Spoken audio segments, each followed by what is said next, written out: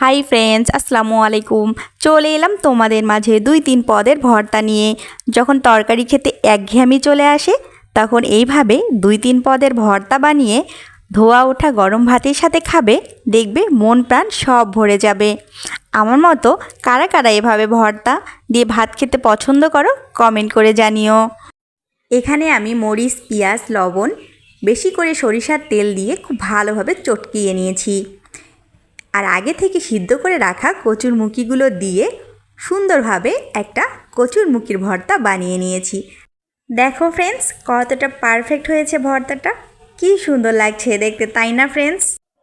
এখন আমি ডিম ভর্তা করে নেব, তাই আগে থেকে একটা ডিম সিদ্ধ করে নিয়েছিলাম। 2টা মরিচ দিয়ে দিচ্ছি আর স্বাদ মতো লবণ দিয়ে একটা বাটনার মধ্যে খুব ভালোভাবে বেটে নিয়েছি। আমরা এটাকে নুড়ি বাটনা বলি, তোমাদের এলাকায় এটাকে কী নামে ডাকে কমেন্ট করে জানিও। এখন পরিমাণ মতো সরিষার তেল দিয়ে আমি আগে থেকে সিদ্ধ করে রাখা ডিমটা দিয়ে দিচ্ছি। আর ডিমটার কুসুমটা যেহেতু এমনি নরম থাকে তাই কুসুমটা আগে থেকে বের করে নিয়েছি।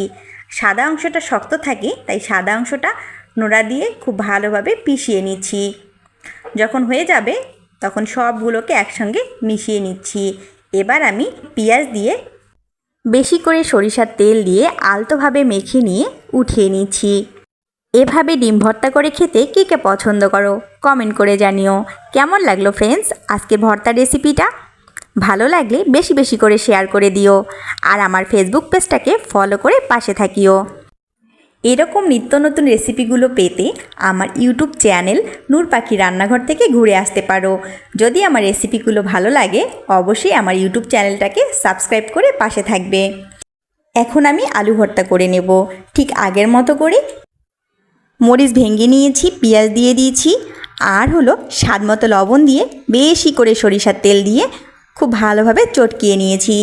এবার সিদ্ধ করে রাখা আলুগুলো দিয়ে খুব ভালোভাবে চটকে চটকে ভর্তা করে নেব। এই ভর্তাগুলো গরম ভাতের সাথে বলো আর খিচুড়ির সাথেই বলো, খেতে ভারী ভালো লাগে। ফ্রেন্ডস, একটা জিনিস খেয়াল করেছো, ভর্তায় কিন্তু আমি বেশি পরিমাণে ঝাল দিয়েছি, কারণ আমার ঝাল ঝাল ভর্তা খেতে ভারী ভালো লাগে। তোমরা তোমাদের টেস্ট বুঝে মরিচটা বাড়িয়ে কমিয়ে দিতে পারো। তো ফ্রেন্ডস, আমার রেডি হয়ে গেল ঠিক 3 পদের ভর্তা, আলু ভর্তা, ডিম ভর্তা আর কচুরমুখী ভর্তা।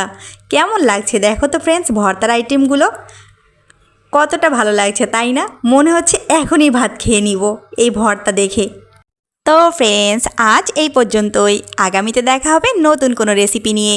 ততক্ষণ পর্যন্ত সবাই ভালো থাকো, সুস্থ থাকো, সুন্দর থাকো আর আমার চ্যানেলের সাথেই থাকো। আল্লাহ হাফিজ।